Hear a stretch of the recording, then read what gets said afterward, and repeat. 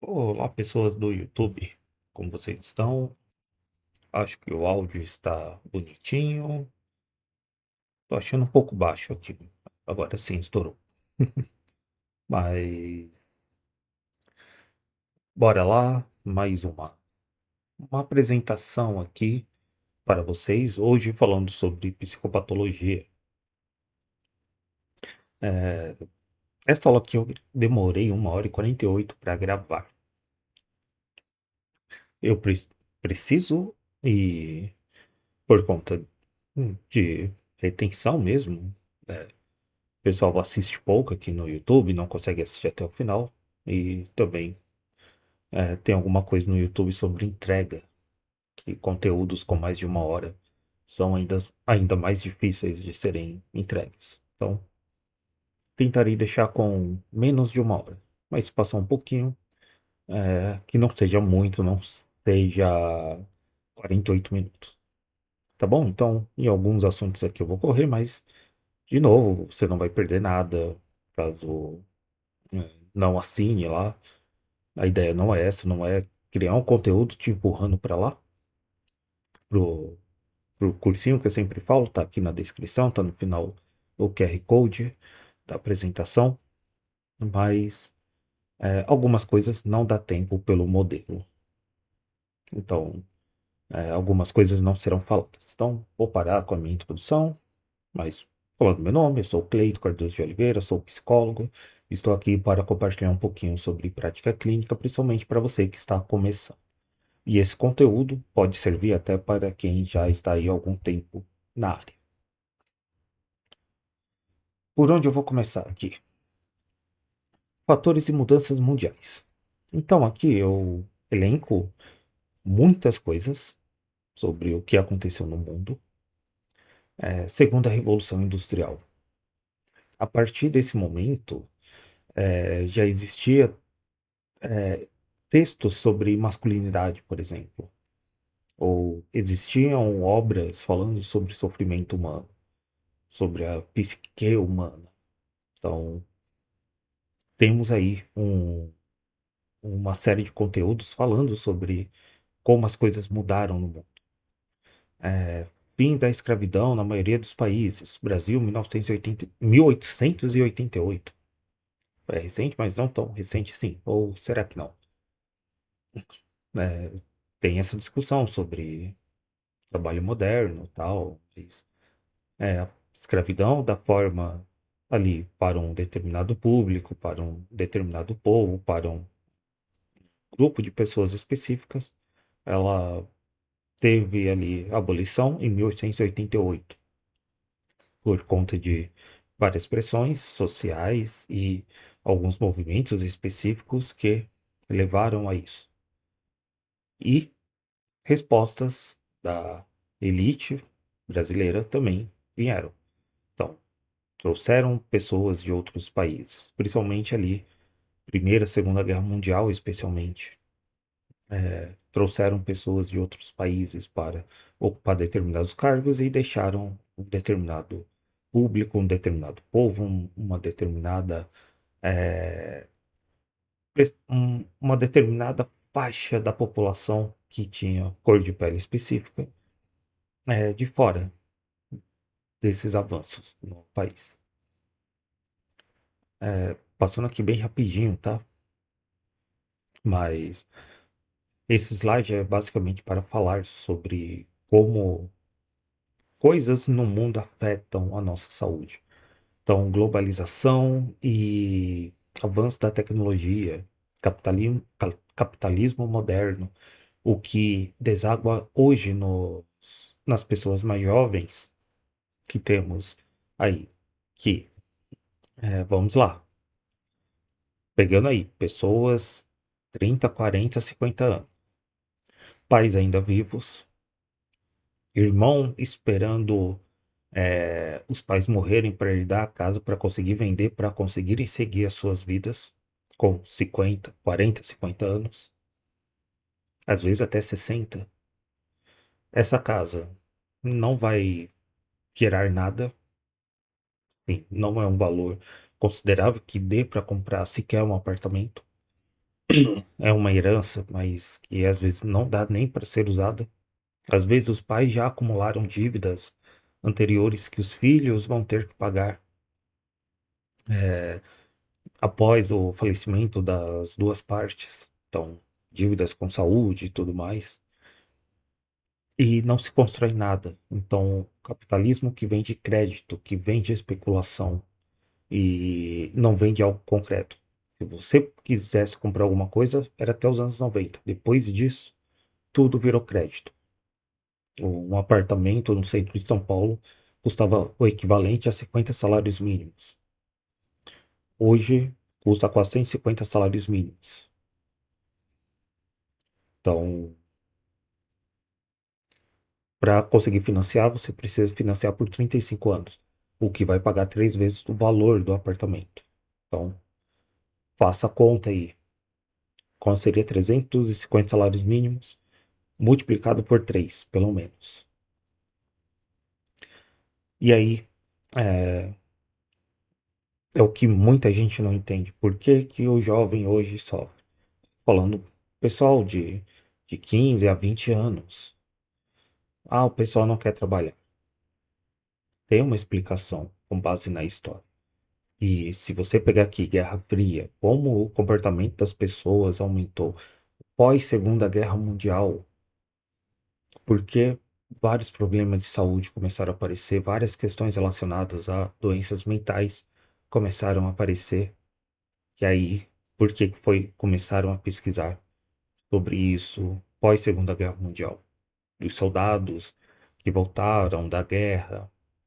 Logo depois teve Vietnã também e, e alguns outros conflitos mais intensos, os mais marcantes pós Segunda Guerra Mundial e Guerra do Vietnã nos Estados Unidos. Pandemia, como a pandemia mudou a forma de viver.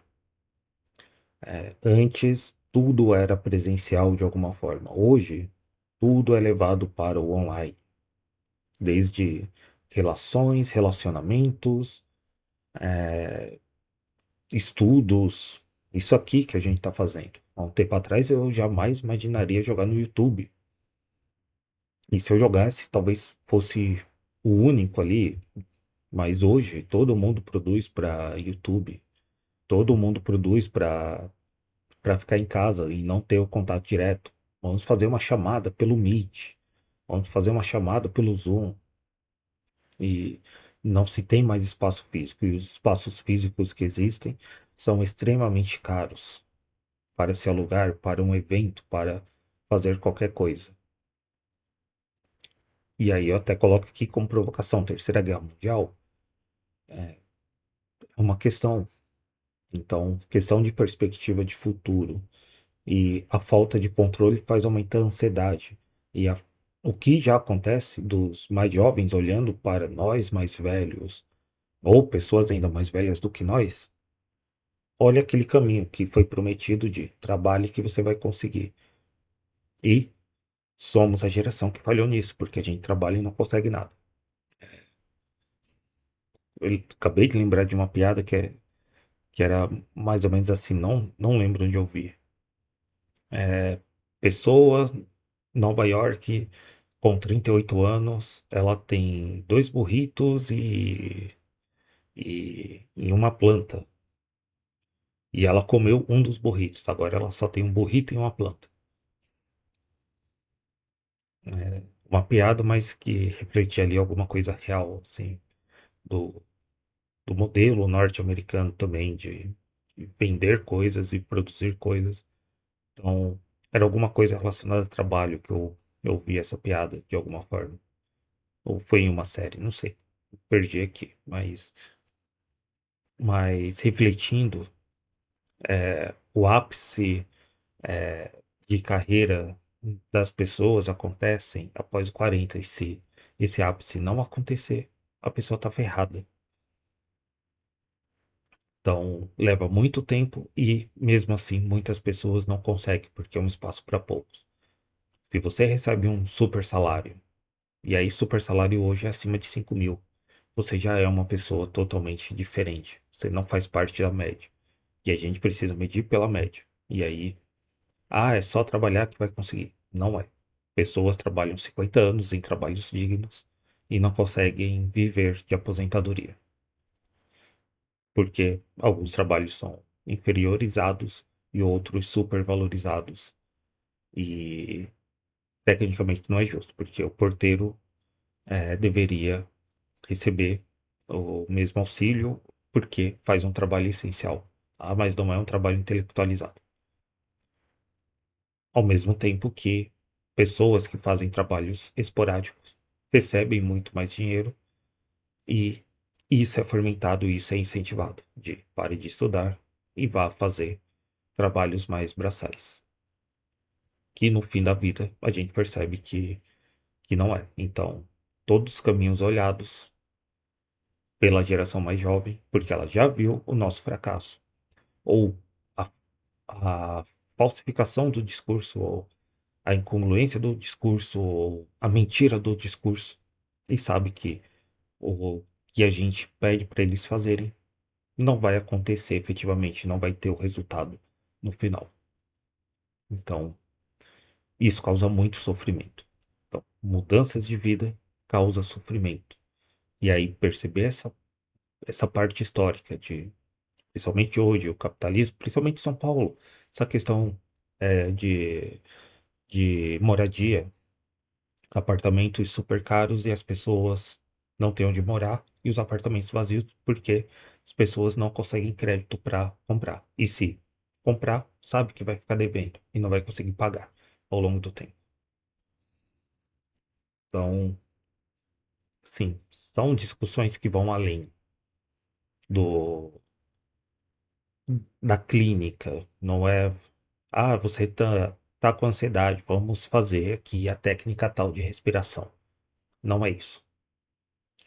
Então, entender isso sobre como o mundo afeta a saúde mental das pessoas e quando você tiver conseguir juntar essas ideias, de novo, né, falando sobre junção de ideias, já vou falar disso mais pra frente, por isso que eu tô acelerando aqui algumas coisas para poder falar mais no final sobre como juntar algumas ideias. Quando você tiver essa capacidade de juntar várias informações, você para de ser uma pessoa psicóloga mediana. Medíocre, o pessoal tem como conotação negativa, mas todo mundo é medíocre em alguma coisa. Não é uma palavra negativa. Mas vou usar mediana. Ou até mediana inferior, né? Sim.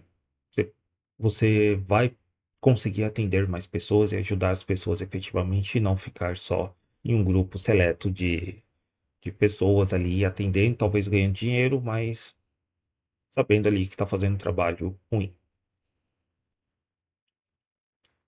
Bem seco, né? Opa, opa, tá rolando? Beleza. Pulou aqui alguns aleatoriamente.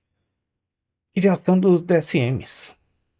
Então, DSM-1, 1952, forte influência da psicanálise.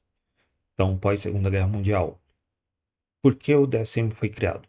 Primeiro, levantar dados, organizar uma forma única de falar, porque vários profissionais existentes, todo mundo precisa pelo menos falar mais ou menos a mesma coisa.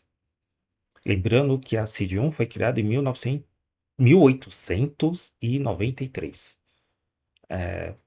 Tô com 1900 aí na cabeça. Não, 1893. Então, já tem um bom tempinho que a CID-1 foi criada. E aí o DSM, Manual de Saúde Mental, né? Então, forte influência da psicanálise, tinha ali muita pesquisa para explicar o comportamento humano. DSM-2, forte alinhamento com a CID-8. Então, uma aproximação aí dos manuais diagnósticos. DSM-3, mais descrição e menos influência da psicanálise. E aqui também faz refletir sobre por que, que o pessoal da psicanálise critica tanto os DSMs da vida. Porque tem um interesse também político. Não sejamos tolos. Existe uma vontade, um desejo ali de poder político. E aí, alguns vão ganhando espaço e outros vão criticando também. E quando não são mais ouvidos, querem atacar uns aos outros. Vou falar disso aí no penúltimo slide. DSM-4, foco em evidências empíricas. E aqui eu coloquei errado, né? Mas sistema multicial e revisão e atualizações das informações clínicas no TR. Mas o DSM-4, o sistema multiaxial, difícil falar essa palavra, já entra ali no comecinho do DSM-4, tá? Então junta tudo aí. Não sei porque eu coloquei ali embaixo. Aqui eu vou. é, eu tô parecendo um professor, na hora que eu fui escrevendo, escrevi aqui algumas folhas. Tenho 3 páginas escritas. Essa aqui, então, caramba, tanta coisa escrita.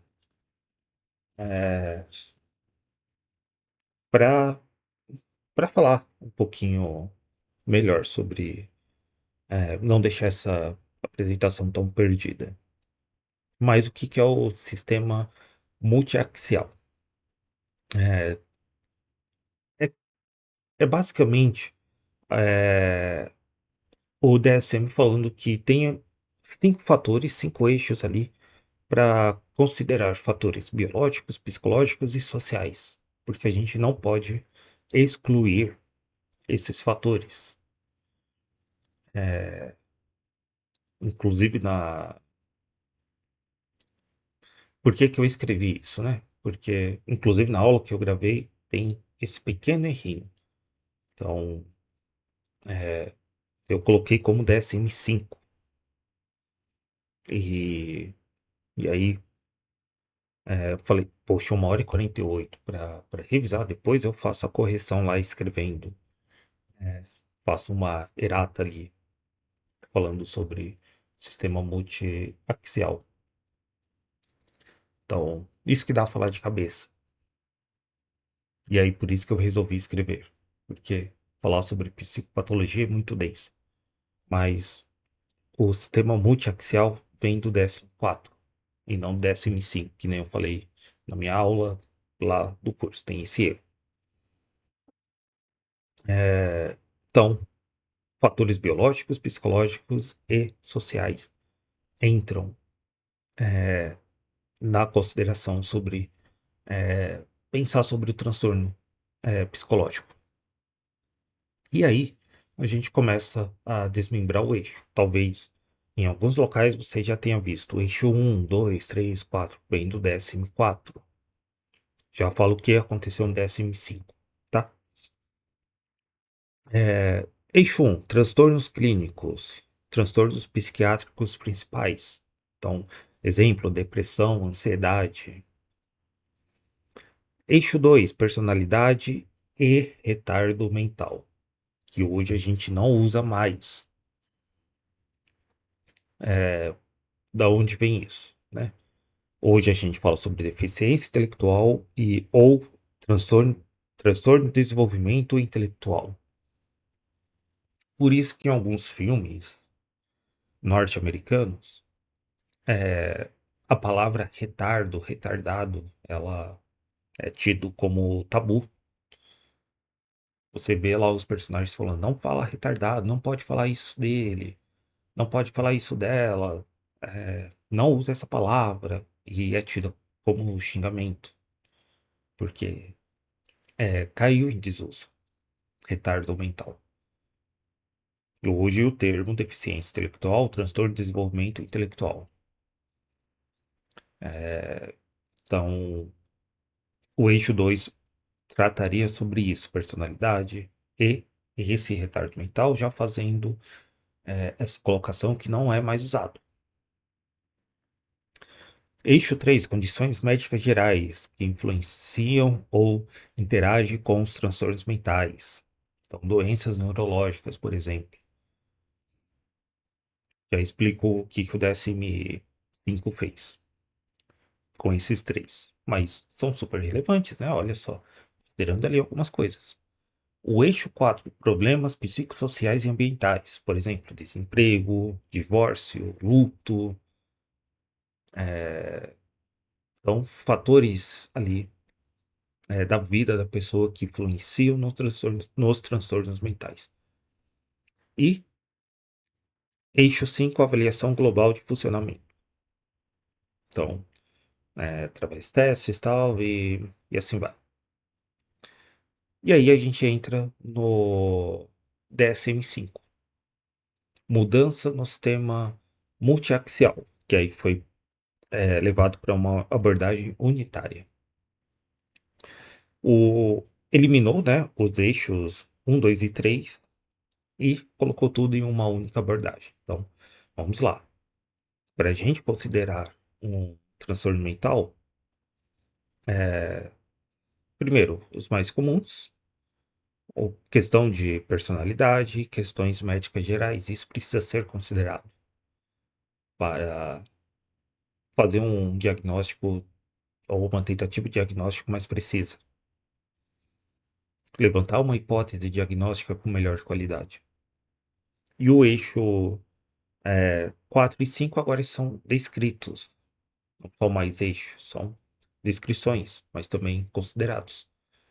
Quando eu estiver na parte que tô pensando, provavelmente eu vou colocar no YouTube sobre alguns riscos, mas eu vou fazer um vídeo falando sobre abrindo o DSM com vocês, mas em uma das primeiras páginas do DSM-5 revisado, que é o que eu tenho, os DSM-5 eu tive na época de faculdade ali, mas não era meu, né? E na época já estava saindo o revisado, então não fazia sentido, enquanto aluno ali, quebrado, pagar 200, 300 reais num livro que não seria usado. Arrependimento hoje. Se eu achar em um sebo, eu pego. Porque era legal que na faculdade também tinha uns DSMs antigos. E era legal ter em mãos e ver ali evolução, história de alguns textos. Mas pelo menos da SM5TR que eu tenho, fala para levar em conta questões culturais, raciais, ambientais, regionais, sim. Então, questão de imigração, que isso não deve ser ignorado na hora de fazer um diagnóstico. Só que o pessoal não lê a introdução, já pula direto para a tentativa de achar o transtorno ali que seja mais adequado. Já vou explicar sobre isso. Por que que o pessoal faz isso? Então, o DSM-5 traz essa mudança e revisão dos diagnósticos de transtorno de humor e personalidade. E o DSM-5-TR faz a revisão e atualização dos dados. Então, por que que é importante o DSM? Para ter material de estudo, para que algo consiga ser observado. E isso é contínuo. O criador do DSM-4, foi ele, se eu não me engano. 90% de certeza que foi ele. Fez um livro criticando o DSM-5, de como o DSM-5 ficou pior na forma de transcrever algumas coisas. E faz parte essa discussão. Por quê? Com base nos livros, a gente consegue pesquisar, ver e se aproximar de coisas ou afastar de outras. Então, algumas coisas que eram tidas como transtorno, melhor não falar no YouTube, né? Coisas absurdas que eram tidas como transtornos ou coisas que eram consideradas naturais ali, que faz parte, foram entrando, outras foram saindo. Então, é importante ver esse avanço também de coisas que vão surgindo e coisas que vão ficando clinicamente relevantes até entrar no livro. Aí você pode pegar transtornos parafílicos, né, por exemplo. Tem coisas específicas que não tinham, ou começaram a ter. Então, é isso aqui, passando de maneira bem rápida, porque agora o negócio vai ficar legal. Passar antes sobre semiologia. Então, semiologia psiquiátrica, a ciência dos signos. Na psicopatologia está relacionada a sinais e sintomas dos transtornos mentais. Signo é um sinal especial sempre provido de significado. Porque tem uma marcação ali. Foi tirado. Essa frase inteira foi tirada desse livro, do Paulo Galarronco, Psicopatologia e Semiologia dos Transtornos Mentais. A partir de agora, essa apresentação é baseada nesse livro e vale a pena ter. E ele já vem aqui com atualizado de acordo com o DSM-5 e a CID-11. Então, vale a pena. E depois, como eu falei, né, tem esse livro do autor aí do DSM-4. Eu vou ver se eu encontro na Amazon e coloco o nome aqui.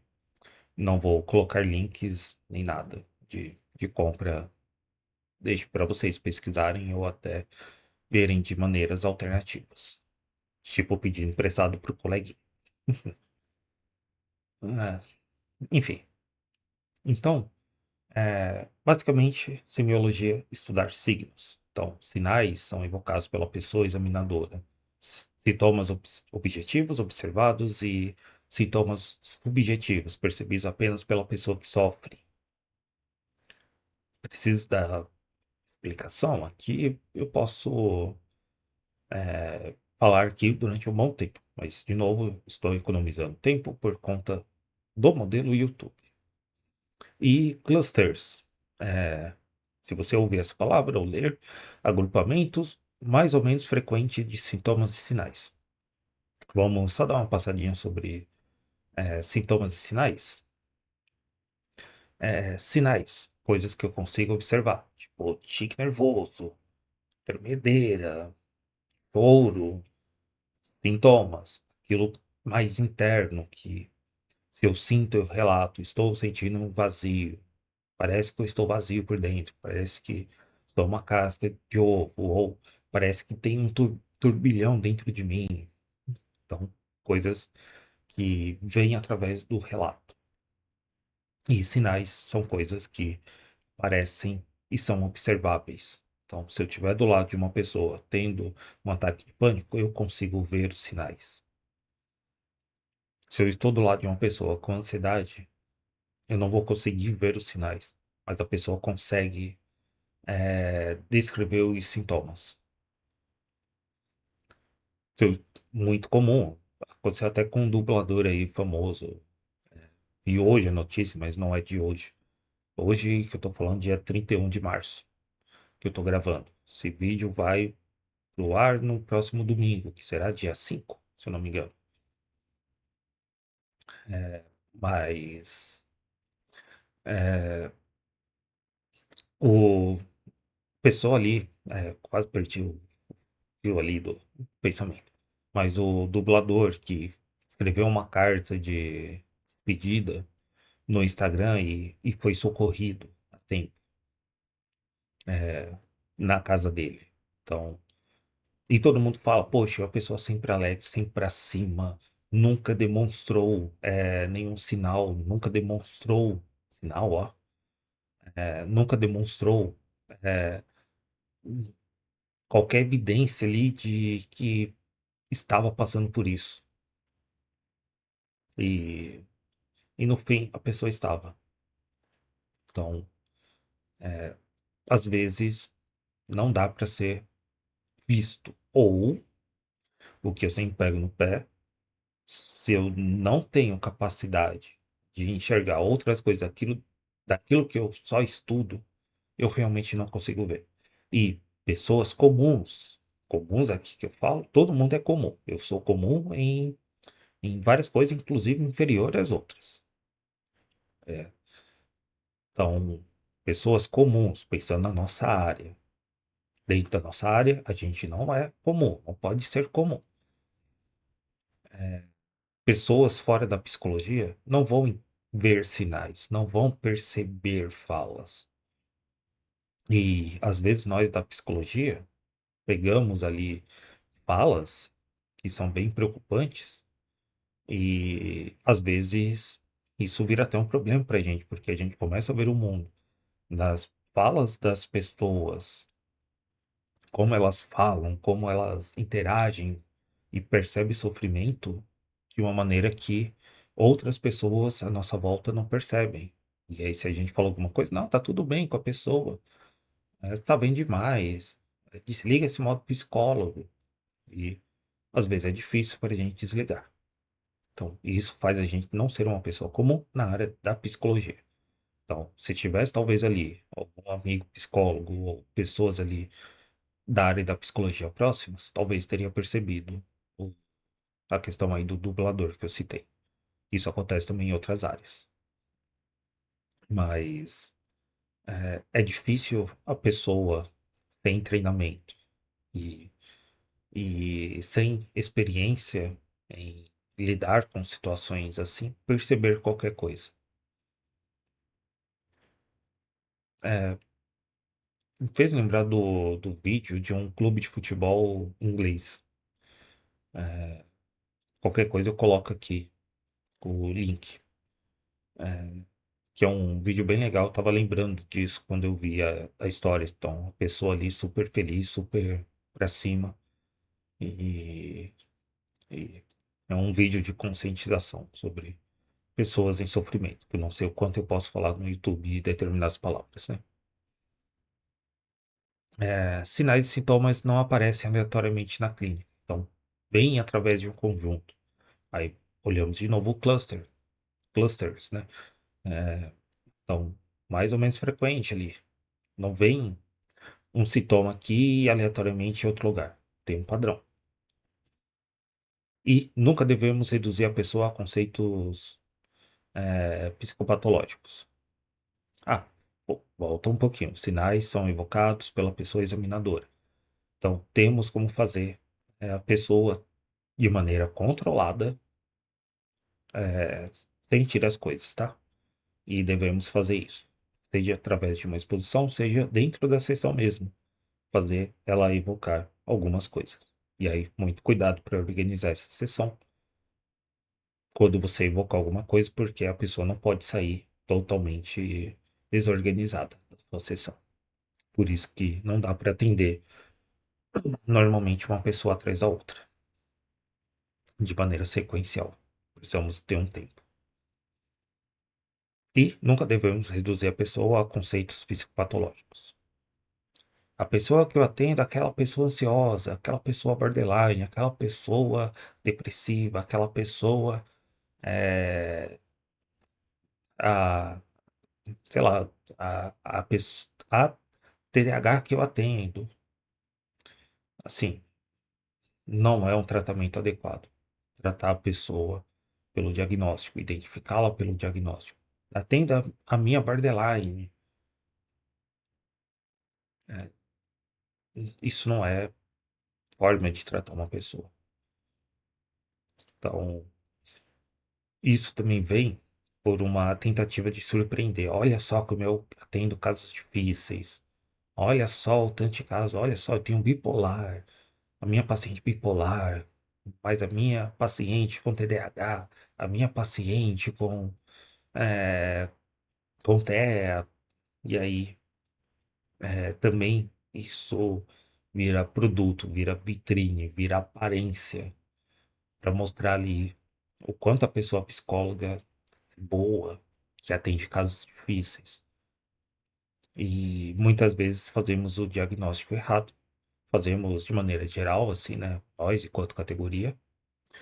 Uma das melhores frases que eu vi recentemente: a pessoa não é psicóloga, ela é possuidora de um CRP. A pessoa não é psiquiatra, ela é possuidora de um CRM. É diferente. Então, temos pessoas psicólogas e temos pessoas que possuem CRP. Temos pessoas psiquiatras e temos pessoas que possuem CRM. Então, o pessoal lá do Nunca Viu Cientista, eu vi essa frase de lá. E eu achei sensacional. Mas, sim, às vezes a pessoa faz o diagnóstico específico. Por quê? Joga no diagnóstico mais complicado. Isso dá um ar de superioridade também. Então, não podemos nos enganar em relação a isso. E devemos combater. Porque o tanto de caso que eu peguei com o diagnóstico errado, a pessoa chega com um diagnóstico super complexo, porque passou na pessoa psicóloga anterior, passou pela pessoa psiquiatra e vem com um diagnóstico super complexo, e na verdade não é nada daquilo. E aqui, vamos entrar na polêmica aqui. Ah, isso aqui vai ser divertido. Tanto que eu escrevi uma página e meia, para falar sobre isso. E vamos lá, tem 24 minutos. Acho que dá tempo. Eu acho.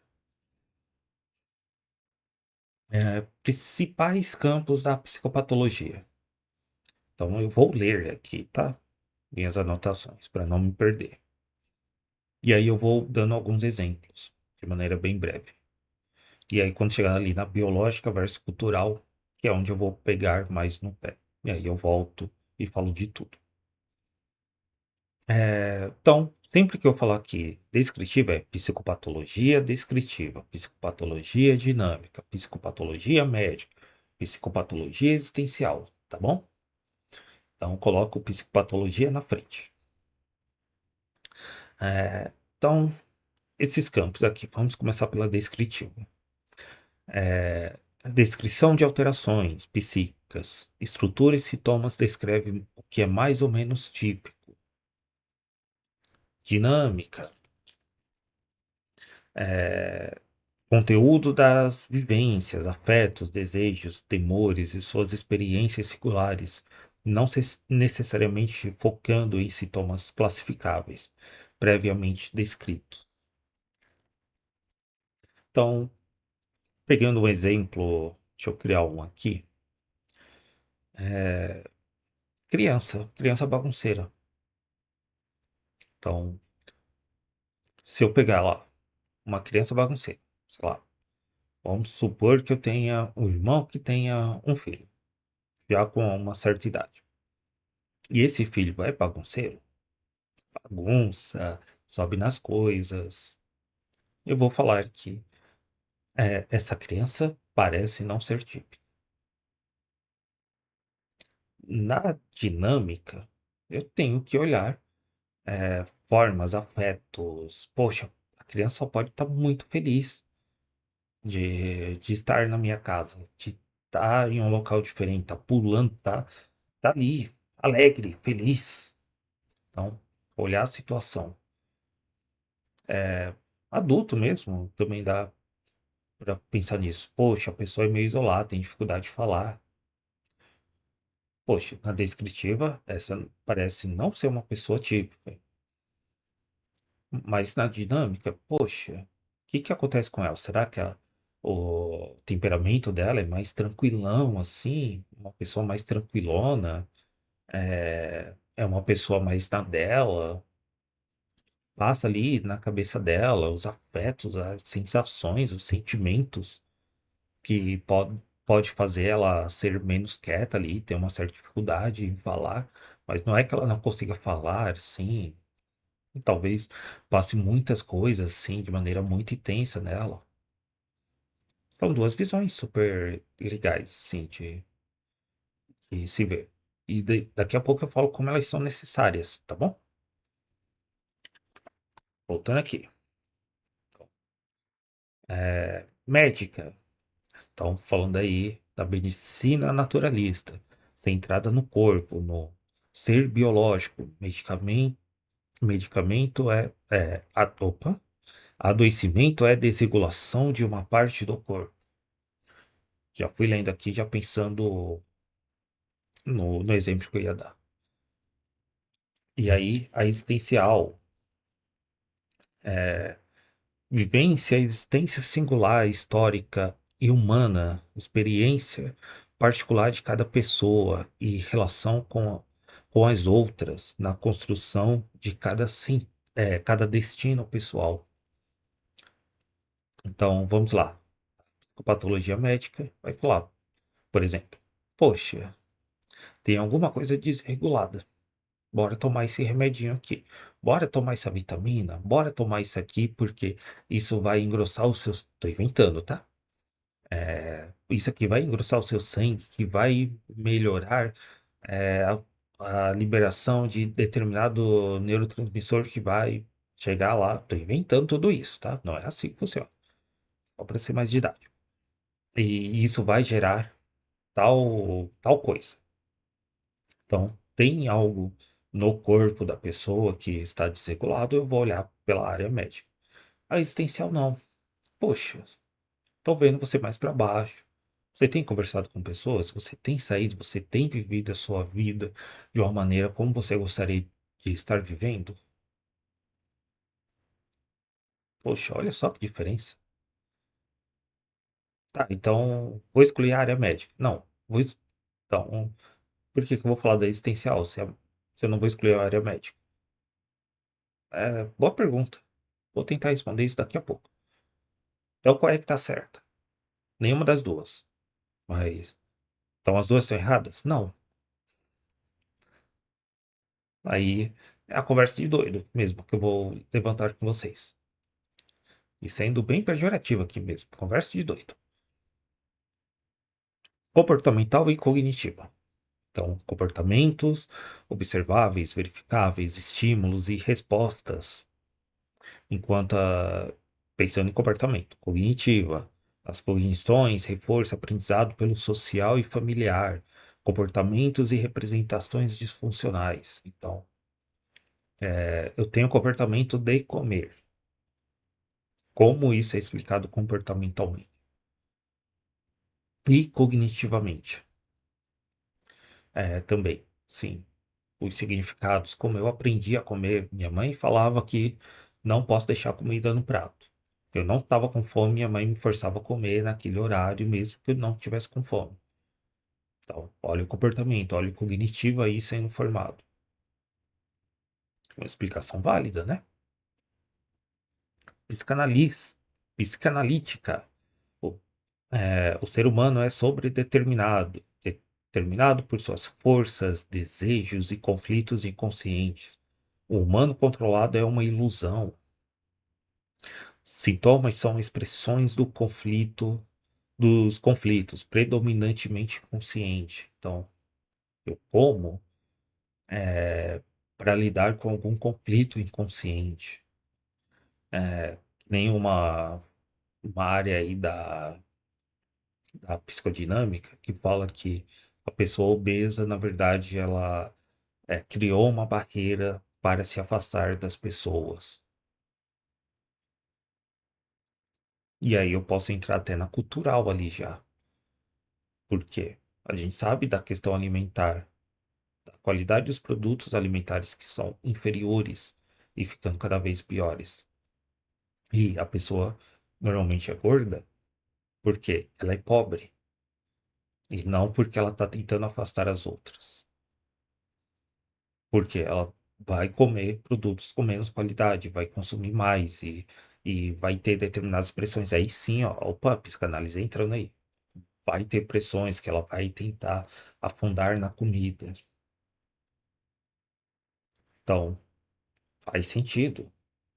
E às vezes vai dar uma, uma ida longe, assim, uma escapada, mesmo na comportamental e cognitiva, porque pensando aí no comer, poxa, isso é comportamental.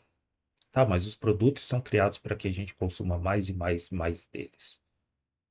A batatinha Lays, ela é feita para você consumir o pacote inteiro e para que você não fique, não tenha saciação ao comer. Então, você não sente saciação ao comer determinados produtos. a barriga continua vazia e você come, come, come, come, come. Ah, mas isso é comportamental. Isso é cognitivo, não. Temos aí algo material. Então, é, produtos feitos para serem consumidos dessa maneira. É, passando aqui para o categorial. Espécies únicas, fronteiras nítidas entre uma coisa, como uma coisa é diferente da outra. Então, A é A e A não pode ser B. Isso aqui é bipolaridade, bipolaridade não pode ser esquizofrenia. Dimensional. A mais adequada, hipoteticamente, para a nossa atuação clínica, tá? Uma grande dimensão ou polos. Então, grande polo da ansiedade, o grande polo da depressão, o grande polo do estresse, que está dentro aí da ansiedade, né? Mas pensando aí, só para trazer para não complicar, mas temos aí uma grande área e todo mundo tem pequenos traços de alguma coisa. Então, a gente olha essa grande área, todo mundo vai ter esses traços e depois a gente vai afunilando. Diferente do categorial. A é A e A não pode ser B. Dimensional, não. A pode estar relacionado com B também, que vem acompanhado de C. E o D também está ali, faz parte. E aí o que está mais acionado pode ser o B. E quando a gente observa mais o B, a gente chega numa especificidade. Aonde isso é usado? Pessoas que querem desviver. Pessoa chega no hospital e precisa de uma intervenção. Eu preciso ser categorial. Preciso, dentro do hospital. A pessoa foi recolhida ali. Recolhida é uma palavra forte, mas faz parte. Foi recolhida porque estava prestes a fazer um negócio. De novo, né? YouTube, não vou ficar falando os termos específicos, para não ser ainda mais chocante. Eu preciso ser categorial para fazer uma intervenção de maneira imediata para salvar a vida dessa pessoa. Agora, eu estou lá, um adulto de 40 anos, e falo: poxa, a vida não tem sentido. Pensando assim, não faria, não tem diferença. Bem existencial mesmo, daqueles livros bem existenciais. Eu existir ou não, não faz a menor diferença. Eu vou olhar só para o lado categorial, opa, essa pessoa precisa ser internada imediatamente. Eu já atendi um caso assim, que depois a pessoa foi conversar com a pessoa psiquiatra e a pessoa falou: eu tive medo de você fazer alguma coisa, e aí a pessoa explicou. Por quê? Uma pessoa saiu falando que não ia fazer nada, assim que saiu do hospital, ela fez algo. E eu perdi aquela vida. Então, eu fiquei com medo, por isso eu precisei internar você. Um caso que eu atendi que a pessoa foi internada e não entendeu porque foi internada, sendo que não tinha a menor motivação para fazer determinada coisa. Mas no nosso dia a dia, a gente vai entender que tem várias coisas acontecendo ali na vida da pessoa. Então, devo ignorar o categorial? Claro que não. O categorial é super importante. Nos momentos importantes e intensos. Agora, não dá para ficar usando só o categorial. Já espero que vocês estejam entendendo aonde eu vou chegar. Agora chega aqui a biológica. Enfatiza aspectos cerebrais, neuroquímicos ou neurológicos das doenças mentais, dos sintomas mentais. Então, a pessoa tem TDAH. Acontece tal coisa no cérebro dela. Cultural, comportamento ou sociocultural tal.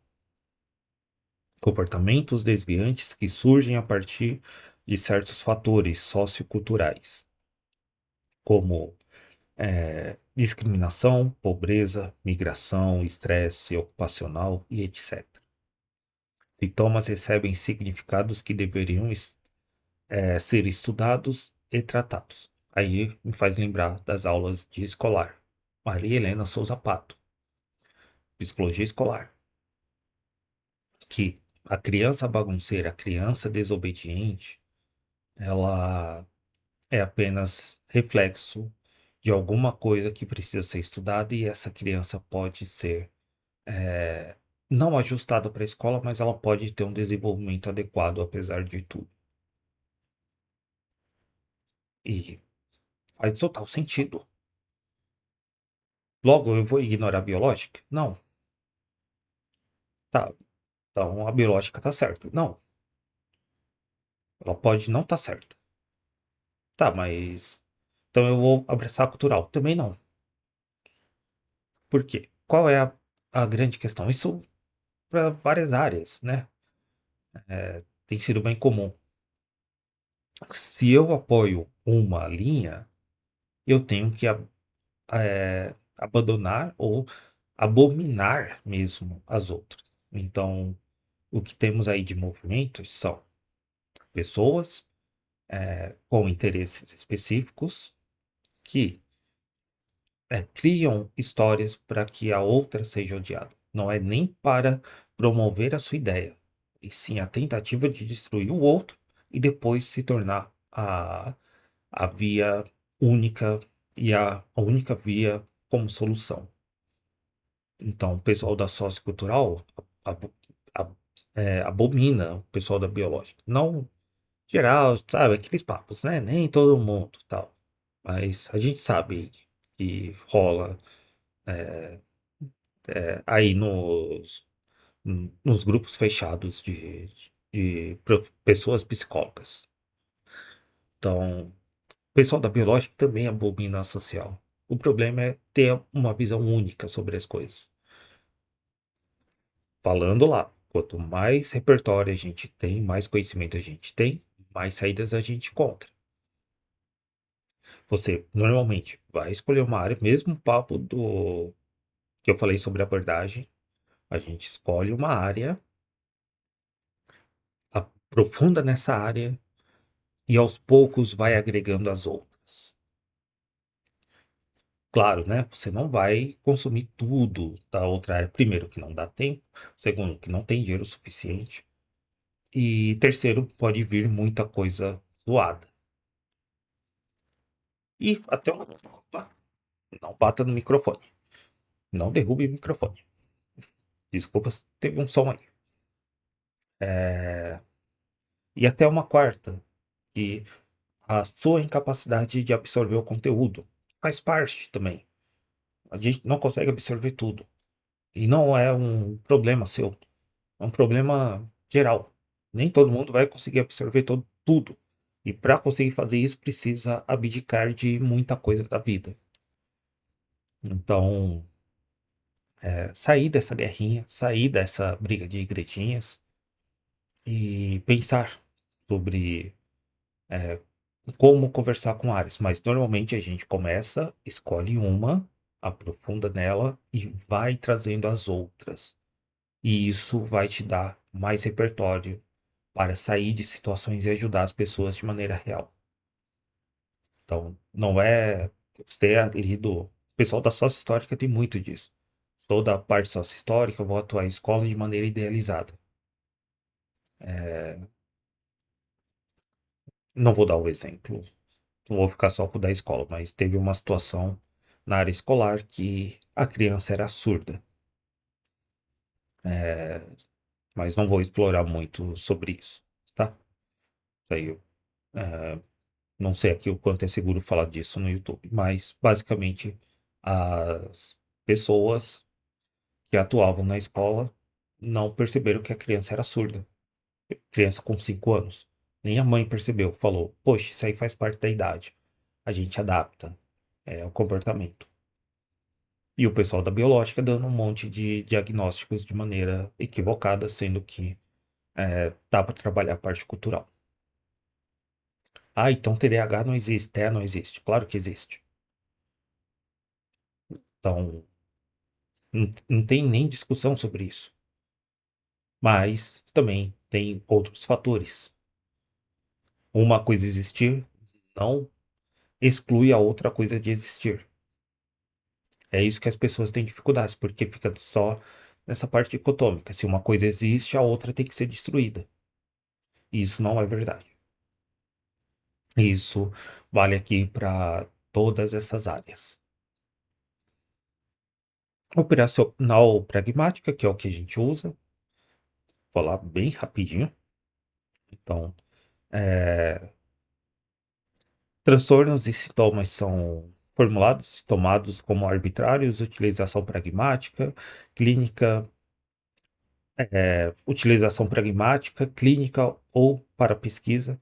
Não questiona a natureza da doença ou dos sintomas, não tem fundamento, não vai ali nos fundamentos filosóficos. Então, não vai ter um aprofundamento. É aquilo e aquilo. Não tem outra coisa. Porque eu não preciso ficar revisando, não preciso ficar estudando. Já está dado. Eu não preciso ficar procurando mais coisas. É aquilo que é onde o pessoal vende curso de psicopatologia. E por quê? Pega profissionais seguros e tudo bem no início de carreira se sentir segurança. Faz parte do processo. Mas aqui, como eu sempre falo, pegando lá o Altair de Souza, a gente tá no buraco, sai do buraco, joga um pouquinho de terra e volta para o buraco.